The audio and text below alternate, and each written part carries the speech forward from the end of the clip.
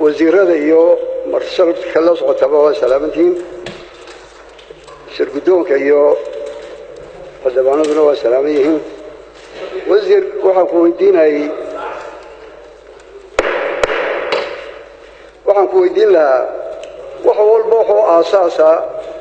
dastuurka Soomaaliland wixii ku jira ayuunba sharciya sunnaha nabiga hadduu kitaabka Ilaahay ka baxo maaha xadiis marka arrimahan halkan aad ku soo qaadeen waxa uu beeysaa dastuurka agreementka intaad ka hadlaysid waa muwaadiic ku jirta agreementkii sida dastuurku uu hornay qodobka 53 maxaa loo keeni waayo golaha isaga oo saldhig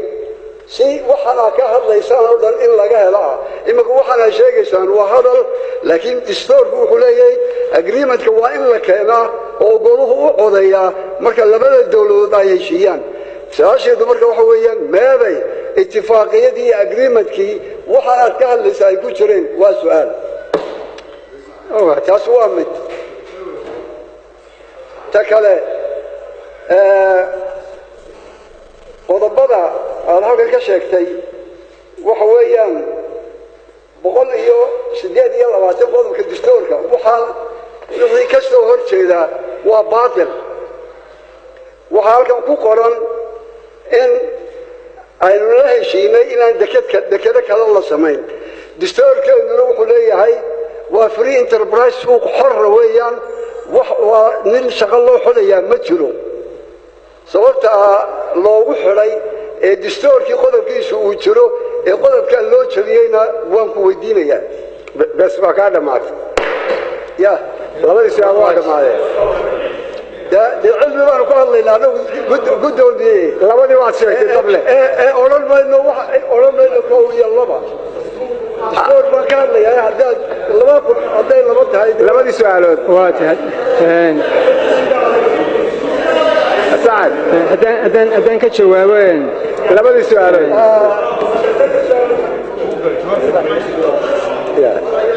waxa jiro kale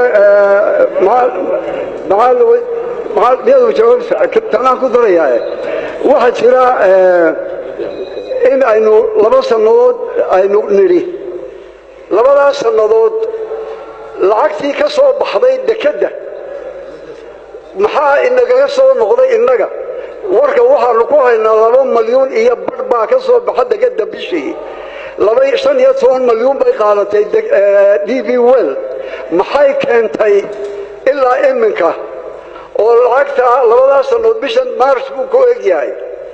marka faa'iidadii wadanka lacagtii soo galay 900 baynu ka helnaa iyana 2 milyan bay ka helaan iyo bar bishii faraqa maxaynu dhaafsiisanay dawatan waqtiga si aweed aan soo yareeyo anigu waa intaasaan ku daynayaa laakiin waxaan ku adkeysanayaa in la keeno qodobada uu ka hadlayo wasiirku ka hadlay iyadoo ku taal sharciga waa in la keenaa dabadna goluhu codeeyo waxa aan leeyahay malaa waxay ka qaayay qaldan heshiiskii negotiation marka ku jirtay iyo xeerkii anigu far waaweyn ku qoro markii aad halkan ka hadlaysay barigii arrintan DB way la galayay waxaad afkaaga ka tiri Britain ma noo siinaysan heshiiska u dambeeya imika hadda Britain waxa ku qoraa 65% Ethiopia hamta DB wayla 65% iyo 35 Somaliland imika raas dhexeero kala ya awoodiisii inay ka bedeshaan إلا برلمان بأسحية هدي أيضا برلمان في الدبوك السعودي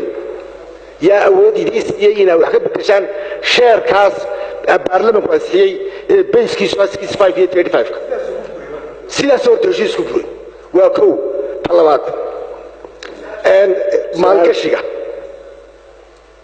واحد شيكت 2 مليون بحيثي الشير استلقى بشكل مليون هنا تدكا باش سميس باشي سمسميو يرخلو كجرا 5 مليون اللي ليهين أدوك واحد شارع مخلابة وطلبات انت أسوي إثبات شكتين مخير الدلالية شركة الله كشي intaasna foreign minister baad tahay intaasna planning minister baad tahay xabad kaliya ma keenin kan ma keenaysaa imika jidiyadaas oo dhan ma keenaysaa mudane wasiir adigoo fadhiya halkaa miiskaad imika fadhido markii aanu heshiiskan aad nuxurkiisa noo keentay waxa aad noo sheegtay in heshiiskani uu yahay laba qaybood oo ah DP World iyo Somaliland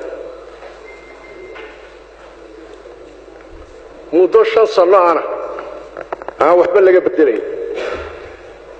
oo aan qolona sheerka inaan waxba laga bedelayn muddo 5 sano hadalka uu duuban yahay oo cad yahay haddii wax laga bedelayo 5 sano ka bacdi in qolada kale xaq u leedahay inay sheerka iibinayso qolada kale ka iibiso hadday ku diido oo tiraahdo uma baahnin markaas baa laga iibinayaa cidii soo wadanka dawladda Somaliland cidii ay ogolaato annagu taasaan waasixno qoraal leh tuubanna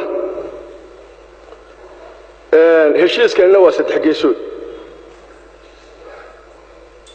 way kala duwan yihiin si markaa annaguna aanu fahanno maadaama 3 geesood uu noqday miyaan sharcigu waxaan sharci miyaan ahayn inaad golaha hor keentaan oo wax ka bedelka maadaama 3 geesood noqday markii hore 2 geesood uu ahaa sheerkina isbedelay muddo 5 sano aan waxba inaan laga bedelin ay ku qorayd miyaan ahayn inaad u arag adigu maadaama tii hore hogaaminaysa kana hogaaminayso in wax ka bedelka aad golaha hor keentaan talabaad waxa weeye shirkadan aad tiri Somaliland baa leh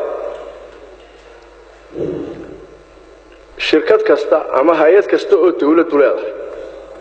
sharci bay ku dhisantay maadaama hadalkeedina batay adiguna aad ku adkaysanayso in dawladdu leedahay mar haddii dawladdu leedahay sharcigeedii ma noo keenaysaan golaha ma keenaysaan golaha